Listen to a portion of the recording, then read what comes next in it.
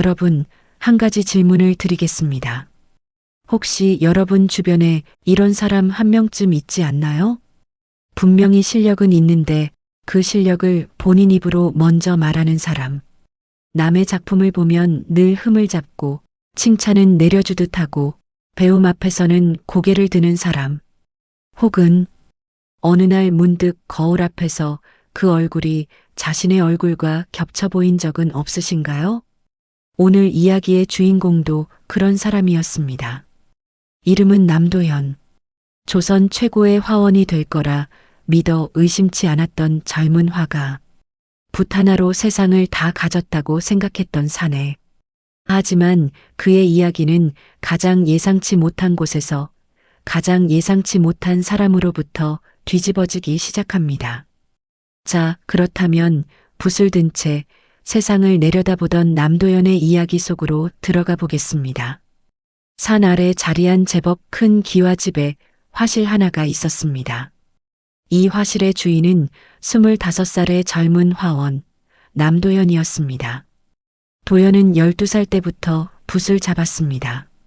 한양에서 이름난 화원 밑에서 10년을 배웠고 그 사부가 세상을 떠나면서 이렇게 말했다 합니다.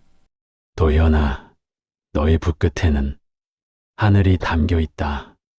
도현은 그 말을 가슴에 새겼습니다. 마을 사람들이 그림을 부탁하러 오면 도현은 늘 같은 표정을 지었습니다. 눈을 조금 가늘게 뜨고 입꼬리를 약간 올리며 말했습니다. 어디 봐드리지요. 마치 은혜를 베푸는 것처럼. 누군가 다른 화원의 그림을 칭찬하면 도현은 고개를 저었습니다. 저 그림은 구도가 틀렸소.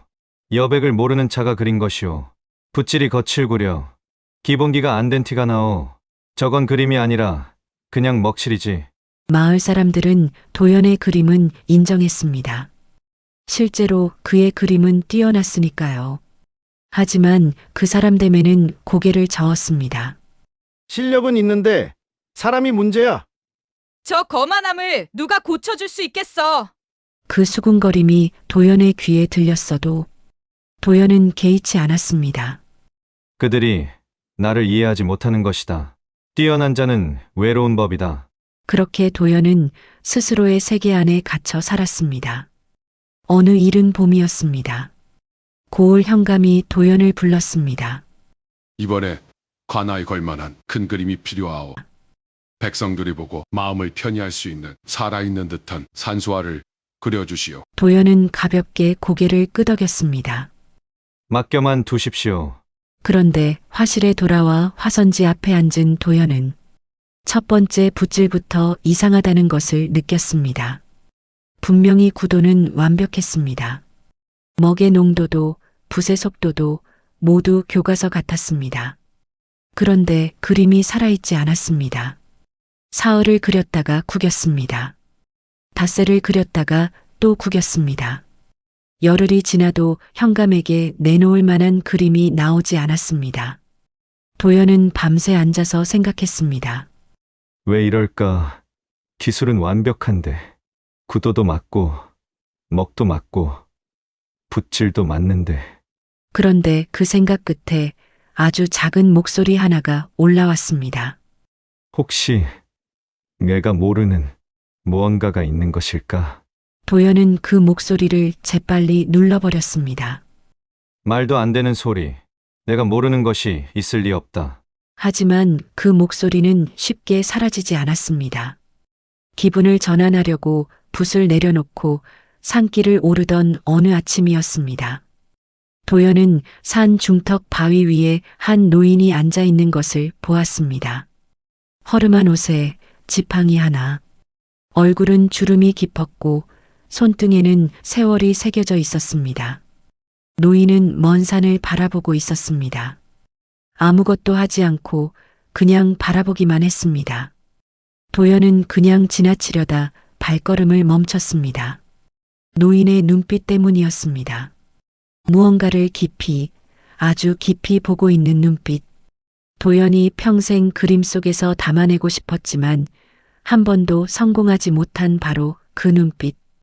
어르신, 무엇을 보고 계십니까? 노인은 천천히 고개를 돌렸습니다. 저 산을 보고 있지.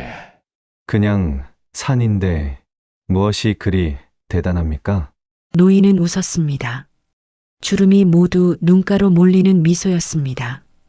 그냥 산이 어디 있겠나. 저 산은 오늘 아침에만 저 색이야.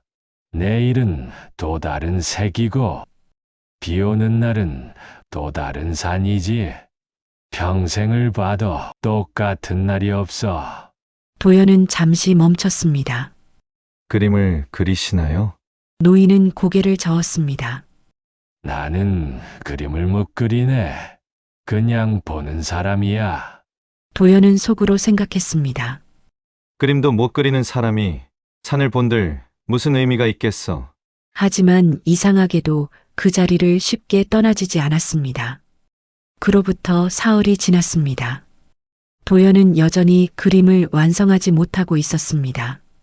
밤에 잠을 자다가도 자꾸 그 노인의 말이 떠올랐습니다. 저 산은 오늘 아침에만 저 색이야.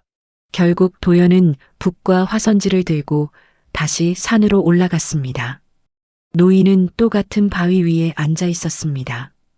또 왔군. 그림이 잘 안 됩니다. 도연은 자존심 가득한 사람이었지만 이번엔 이상하게 솔직하게 말이 나왔습니다. 노인은 도연을 바라보다 말했습니다. 자네 그림을 보여주겠나? 도연은 화선지를 펼쳤습니다. 노인은 한참 동안 말없이 들여다봤습니다. 잘 그렸구먼. 하지만 살아있지 않지요. 노인이 고개를 들었습니다. 자네는 산을 보고 그린 것이 아니라 자네가 알고 있는 산을 그린 게야. 도연은 그 말에 멈췄습니다. 무슨 차이입니까? 노인이 조용히 대답했습니다. 눈앞이 산을 보는 것과 머릿속이 산을 꺼내는 것은 다르지. 자네 그림엔 바람이 없어. 냄새가 없어. 이 아침에 차가움도 없고 자네가 아는 산만 있을 뿐이야. 도연은 할 말을 잃었습니다. 그날 이후 도연은 매일 아침 산으로 올라갔습니다. 붓을 들고 가지 않았습니다. 화선지도 들고 가지 않았습니다. 그냥 노인 옆에 앉아서 산을 바라봤습니다. 처음 이틀은 지루했습니다. 이게 무슨 의미가 있을까? 사흘째 되는 날, 도연은 처음으로 구름의 그림자가 산을 타고 내려오는 것을 보았습니다. 저게 움직이는구나. 나흘째 되는 날, 바람이 소나무 가지를 흔들 때 나는 소리를 들었습니다. 이 소리를 그림에 담을 수 있을까? 닷새째 되는 날, 산 아래 마을에서 밥 짓는 연기가 피어오르는 것을 봤습니다. 저 연기 아래 누군가의 아침이 있다는 것을, 저 연기는 차가운 아침에 따뜻한 밥을 짓는 어떤 어머니의 손길이라는 것을, 도연의 눈이 조금씩 열렸습니다. 노인은 아무것도 가르쳐 주지 않았습니다. 그저 함께 앉아 있었을 뿐입니다. 보름이 지난 어느 날 아침, 도연이 물었습니다. 어르신, 저는 10년을 배웠는데 왜 이것을 몰랐을까요? 노인이 웃으며 말했습니다. 10년을 배웠기 때문이지. 그게 무슨 뜻입니까? 배운 것이 많으면 그게 눈을 가리거든. 이미 알고 있다고 생각하면 더 이상 보지 않게 되는 법이야. 모르는 사람이 더 잘 보는 것들이 있어. 도연은 그 말에 한참 동안 아무 말도 하지 못했습니다. 도연은 화실로 돌아와 붓을 들었습니다. 이번엔 달랐습니다. 눈을 감고 산을 떠올렸습니다. 그런데 떠오른 것은 산의 형태가 아니었습니다. 구름 그림자가 능선을 타고 내려오는 그 순간, 소나무가 바람에 흔들릴 때의 소리, 밥 짓는 연기 아래 누군가의 따뜻한 아침, 그리고 보름 동안 옆에 앉아 아무 말 없이 산을 바라보던 노인의 눈빛. 도연의 붓이 움직이기 시작했습니다. 이번엔 구도를 생각하지 않았습니다. 먹의 농도를 계산하지 않았습니다.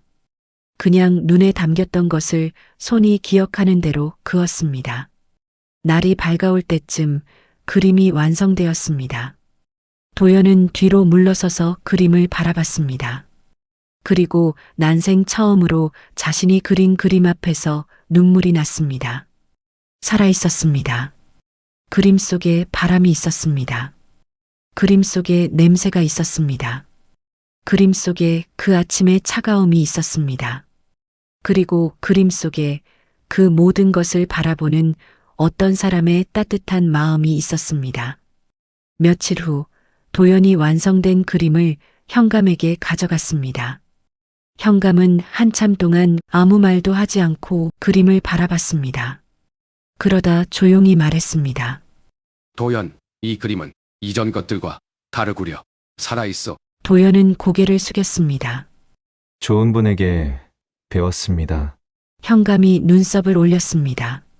누구에게 배웠어? 이 고을에 자네보다 그림 잘 그리는 사람이 있는 줄은 몰랐소만. 산 위에서 만난 노인입니다. 그림을 못 그리신다고 하셨는데 현감의 표정이 바뀌었습니다. 혹시 그 어르신이 허름한 옷을 입고 바위에 앉아 계셨소? 그렇습니다.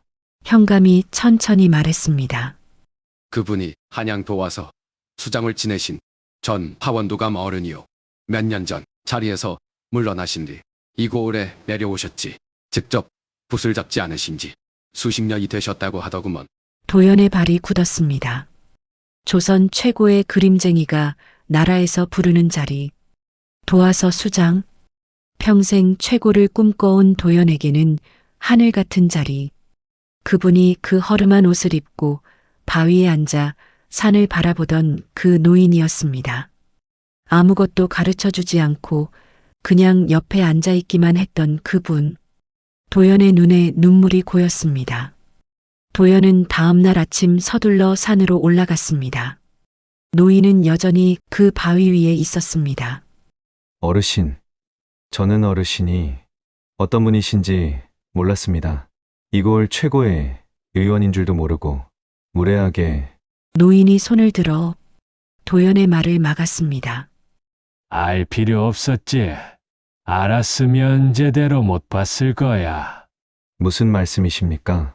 자네가 나를 도와서 수장으로 알았다면 내 말 한마디 한마디를 가르침으로 받아 적으려 했겠지. 모르는 노인으로 알았기 때문에 자네 스스로 보게 된 거야.